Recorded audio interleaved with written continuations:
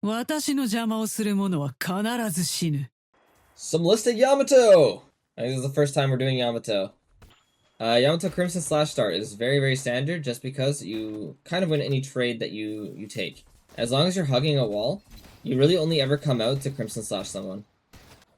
We live in interesting times, don't we? Resto Shot, we've seen it multiple times now. I've talked about it in my recent video, I think. But what it does is it pretty much is better healing than extra health as long as you're constantly using it. Plus the increased weapon damage is pretty solid for all those people who are trying to play a little bit more aggressively.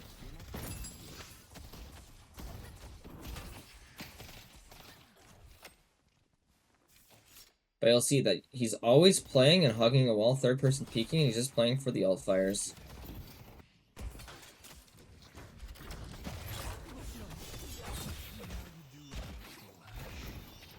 That was a really good trade. That was a really early parry from the Lash, which allows him to just win this trade. Good parry.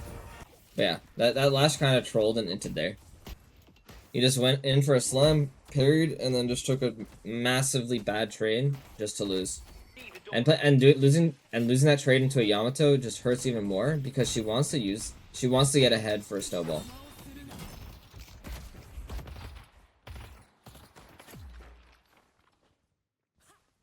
And this is nice. They shoved out the wave, and they weren't afraid to... Oh, that was a nice hyper line. That was by the silver. But this was a nice trade because they pushed out their wave first, so they were able to take that trade freely, and then because of that, they were actually able to reset. And now they'll be back in time for the wave. And you can really only do that in blue lane.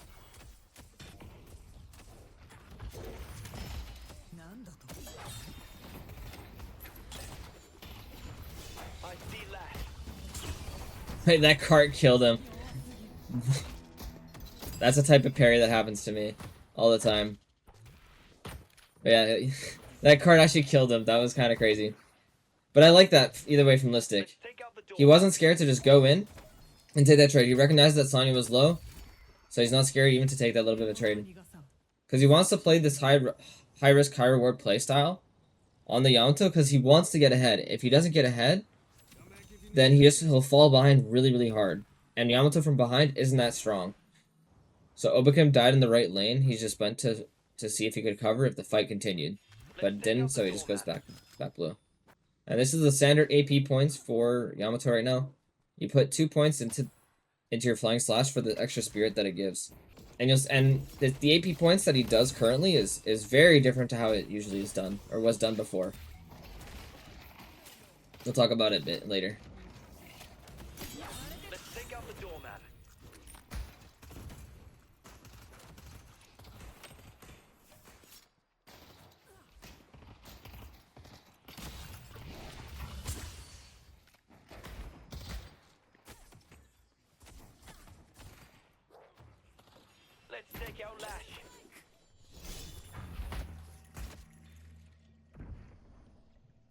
Nice grapple. He did that just to put pressure on the doorman, because he has the kill threat. So he wants to pressure the doorman away from the bridge buff.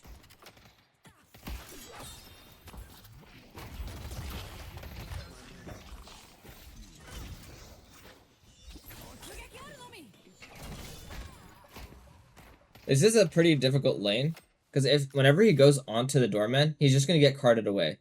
So it's almost as if he's forced to push onto the Lash.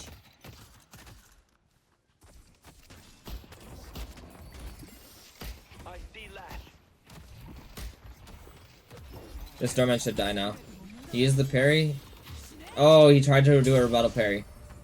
Or parry bait. So the doorman bought rebuttal, tried to parry the melees to try and get a rebuttal kill. That was kind of smart by Tass, but still.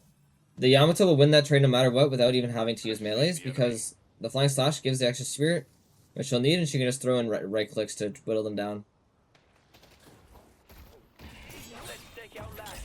And I like this. He got ulti, so he immediately roams to another lane, and he's looking for these type of tower dives. He's just trying to put pressure all over the map.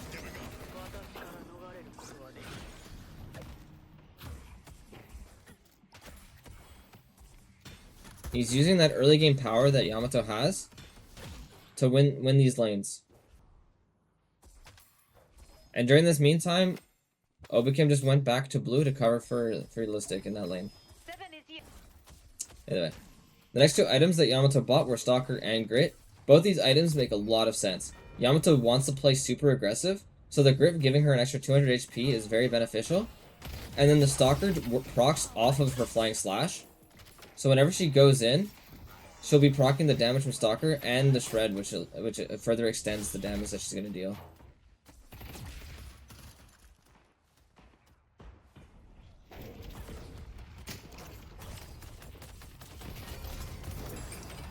And I didn't mention this before, but he got the monster rounds to keep the wave pressured in earlier in the game. Which is why they were able to keep pressure on the Guardian, even as Apollo Yamato, who don't have, like, the best wave clear, per se.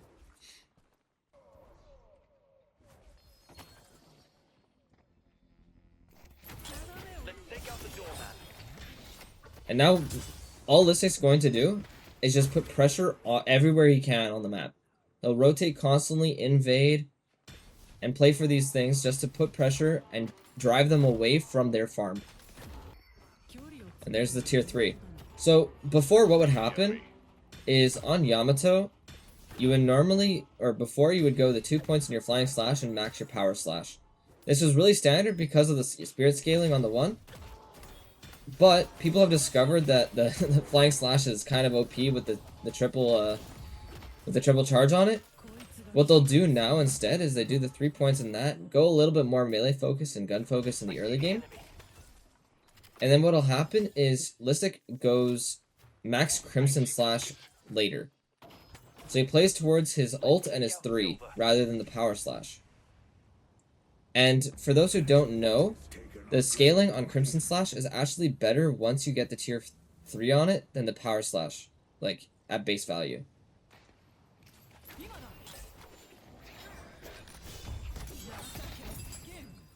Yeah, so he just got the Hunter's Aura, and with the further Shred, he's just going to constantly use his Flying Slash to get the damage and stick onto people.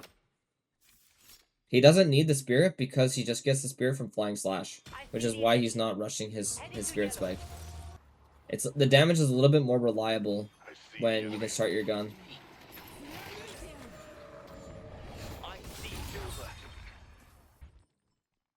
So you set her 2 scales with gun because it's melee. Other characters have those abilities that scale with gun melee, like Billy Drifter. Or want to rush this spike as well, right? Yeah, that's why you see a lot of drifters will rush their gun spike. Billy will rush his gun spike as well. And that's just because a decent amount of their abilities will scale. The other reason for Billy is that his 2 is percent health damage, so he doesn't need the Spirit to really do a lot of damage with that ability.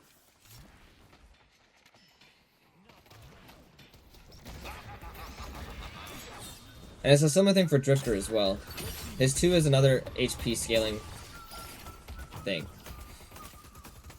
Which is why you also see Drifters go their gun spike first. Another reason why people will draft Yamato, though, in pro play is just the ease of access for getting the urn. You can put a lot of urn pressure with the Flying Slash because it will knock it off. There's some Spirit Strike, the Spirit Strike and extra health. This will be good once he gets the 2 points into his Crimson Slash, but it's also just extra health to play with. For a similar reason to Grit. The Spirit Strike is also an increased burst damage from the Flying Slash, which he will end up building into Spirit Snatch for his Spirit Strike. I like this. They're just playing for the Rift. And the reason why he was here so early is because it was probably calmed, and you can actually see where the Rift is spawning based off of a sort of light.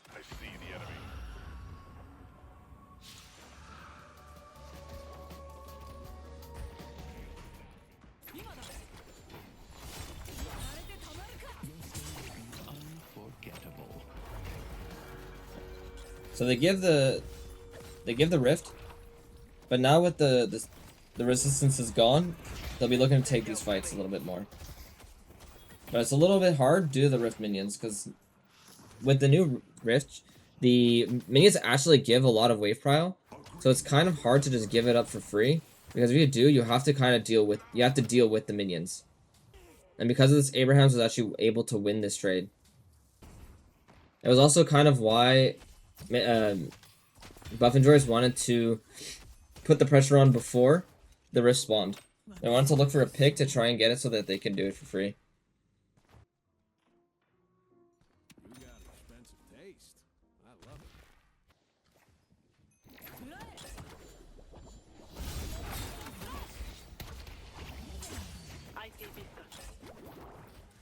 it. Yeah, good discipline. Good job canceling that. If he takes that, he just dies because he goes under the walker. But you might be wondering that why he's going his Spirit Spike next. Yamato has innate tankiness with her ultimate. So she can kind of skip the green spike in order to go the gun and Spirit Spike in order to continue putting pressure on in the early game.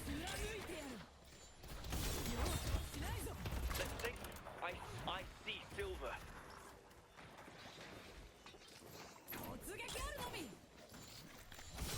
And I like this transition fight. Close. As Starman probably does escape, maybe the pocket does get him. Pops the grit in order to reduce the damage. Let's take out biscuits.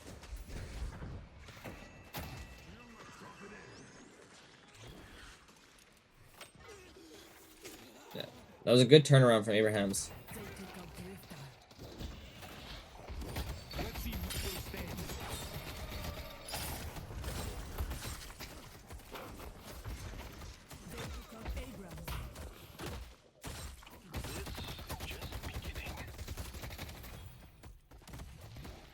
He's cutting it out. He's trying to play the corners properly to try and get his Crimson Slash back, but the silver ends up coming in to clean up the kill. The Billy didn't want to risk himself dying, but he dies to someone else.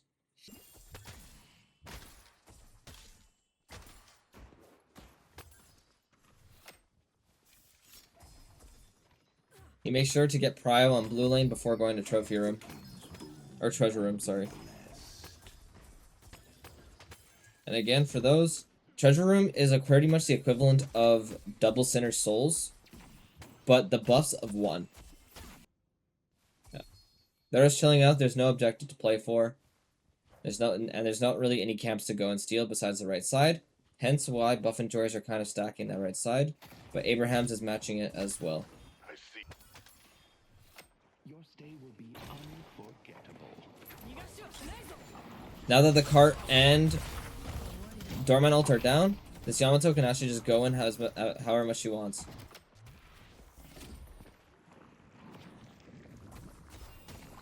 But I like this. He goes back to make sure he has the blue prio. He's still staying close to the fight in case there's one that breaks out. But this is going to get messy pretty quick. But I like this. There's a bit of a death ball going on. Both teams are playing aggressively into each other.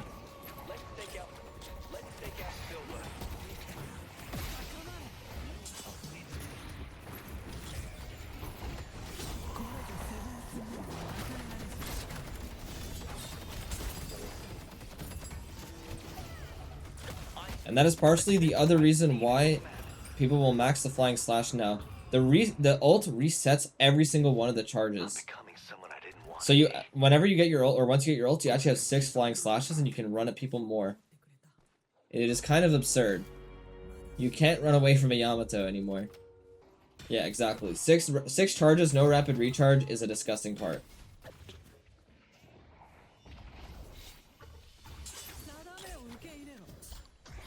see 7.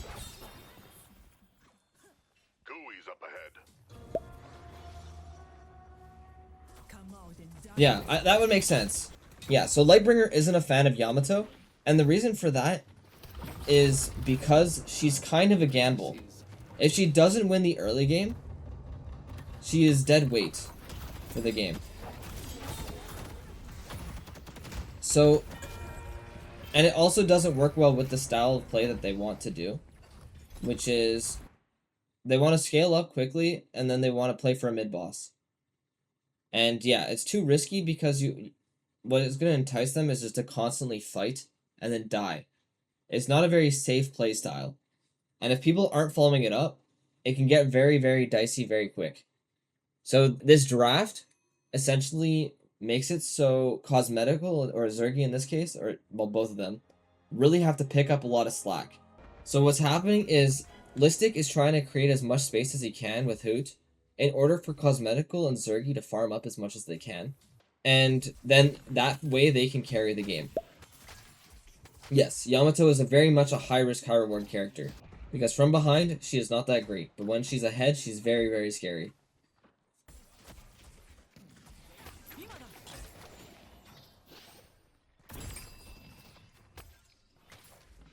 And you can see this. They're toying with the mid boss. Because they want to try and end the game early due to their draft. But they don't mind going a little bit late. But this is just very much a buff enjoyer style of play, which they will just rush a mid boss. And they're not scared to do it. They have Pocket Affliction, Itani Losan, Yamato ulti, Abrams ulti. It's quite good.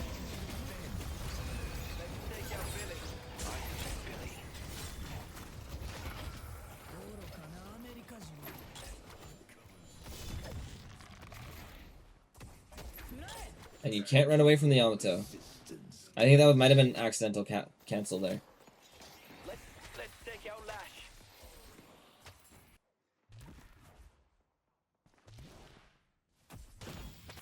And I like those corner boosts or edge boosts in order to propel himself faster to the lane. Right now they're just chilling out, they're looking for a pick, and they're trying to fix their waves in order to go and push the walkers. So Cosmetical's fixing the right lane, Zergy's fixing the left. Now Lystic's pushing out blue. So they're going to have prio in all three lanes, which is going to split their focus, and then they're going to look to regroup and play for a walker. So it sounds like they want to push for yellow, so they're going to hard push blue. They're going to hard push green. And they're just going to play for this. They're going to bring people around as much as they can and put pressure on all three. Zergy should be able to hold off, so they're just getting blue walker for free here. Zergy is quite ahead, so he's not scared to play this aggressively. Especially with swap up. Yeah. So they decide to back off the left walker, and they're going to try and contest the mid walker. And this is a bit of a gamble from Abrahams. Let's take out Silver.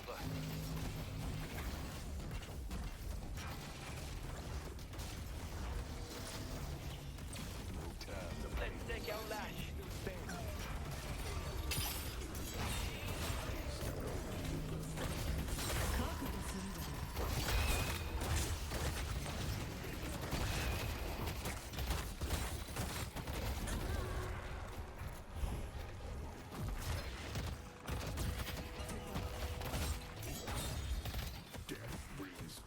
Lystic isn't playing this the best, but the idea is still there, where he's drawing the attention away from the walker.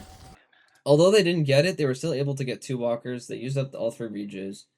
It is still a successful rejuve, or yeah, mid-boss usage. But it could have been a little bit better if they played it that little bit better, they would have been able to get that blue walkers. And the ordering for it would have probably been if they rotated from yellow over to blue, but they should have maybe let blue go down first because they gave up yellow for free. They gave up the 2 side lanes for free mostly, and then went to contest blue.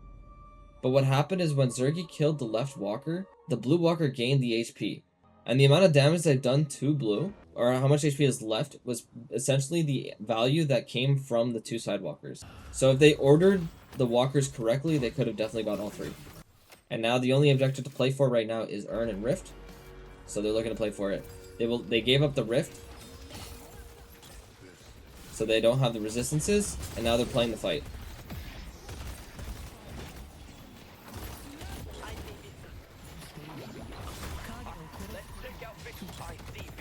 And you're just diving the backline to create space. And you can't run away from the Yamato.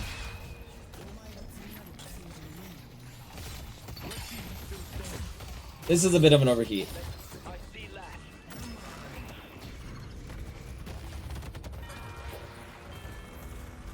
It was good space created, but the last grapple that he did wasn't necessary and essentially just killed him. But it's not terrible because it did give his team time to catch up and go for the kills regardless. But it wasn't the greatest play.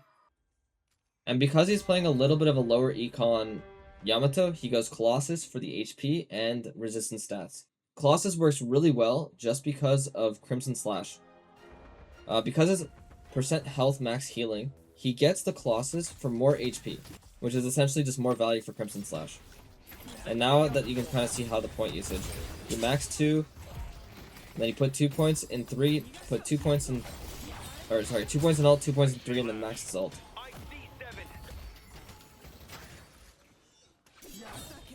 But now in these team fights, his only goal is to dive the backline and create space. He wants to be that diversion and draw that attention to him so his carries can kill everyone else before the enemy carries kill him.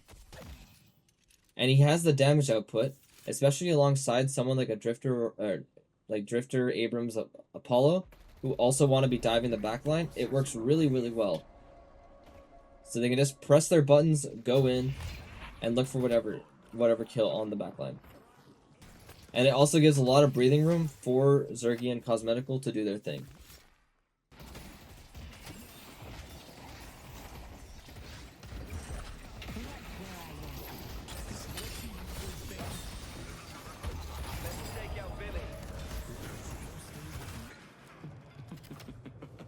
And he's okay with this. He's drawing the attention, he's getting the util usage onto him, and he hasn't had to use much of his value yet. He still has all 3 flying slashes. And he still has his ultimate, which is vastly his biggest util. He's just kind of getting pushed around, but that's okay. The util is being used on him rather than his team.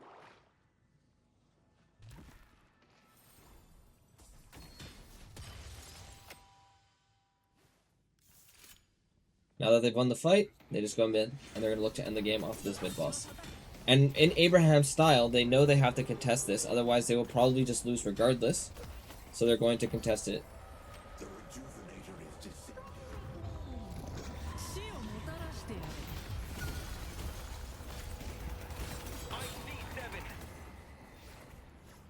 My reign has just begun. And now that these deaths are staggered, Buff and George can freely go in and push the base. They might take a few seconds to reset fully, but they'll likely just push as hard as they can. Yeah, so they're just fixing the waves. They want to have the three-pronged attack.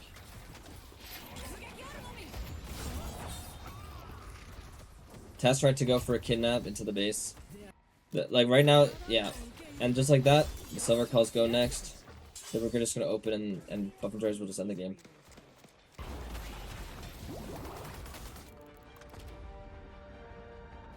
That's GG's.